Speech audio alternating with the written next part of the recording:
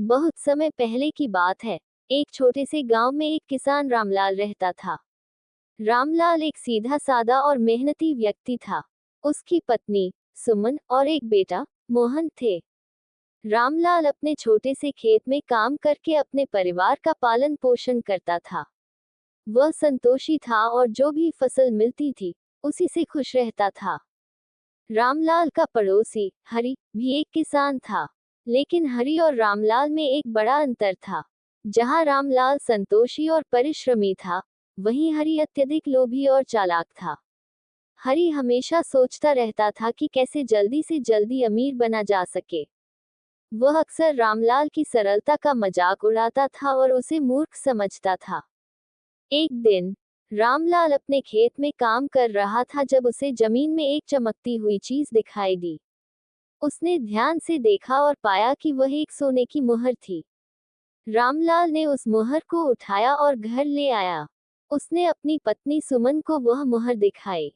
सुमन ने कहा, हमें इस सोने की मुहर को राजा के पास ले जाना चाहिए।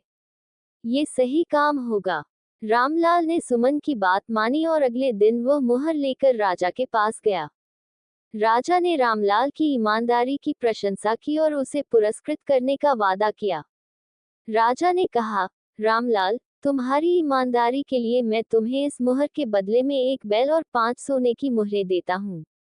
रामलाल बहुत खुश हुआ और राजा का धन्यवाद करके घर लौट आया। जब हरि को इस घटना के बारे में पता चला, तो वह जलन और ईर्ष्या से भर गया। उसने सोचा, अगर रामलाल को एक मुहर से इतना कुछ मिल सकता है, तो अगर मुझे ज्यादा मुहरें मिल जाएं तो मैं कितना अमीर बन जाऊंगा। हरि ने मन ही मन एक योजना बनाई।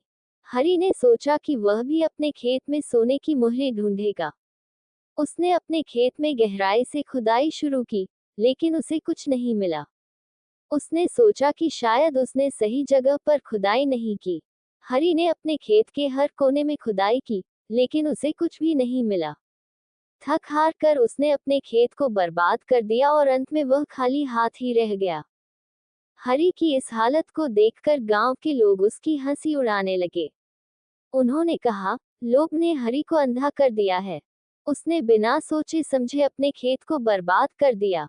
हरि को अपनी गलती का एहसास हुआ, लेकिन अब बहुत देर हो चुकी थी। उसने सोचा कि अब उसे ईमानदारी और मेहनत से ही अपने जीवन को सुधारना होगा।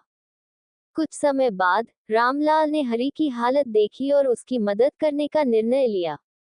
उसने हरि को समझाया, हरि, लोभ हमेशा विनाश का कारण बनता है।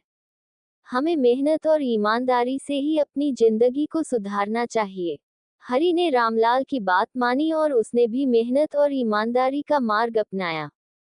धीरे धीरे हरि की जिंदगी भी पटरी पर आ गई। इस कहानी से हमें ये सीखने को मिलता है कि लोभ हमेशा विनाश का कारण बनता है। मेहनत और ईमानदारी ही हमें सही मार्ग पर ले जाती हैं। हमें संतोषी रहकर अपने कर्मों को करते रहना चाहिए और कभी भी लोभ में आकर गलत कदम नहीं उठाना चाहिए।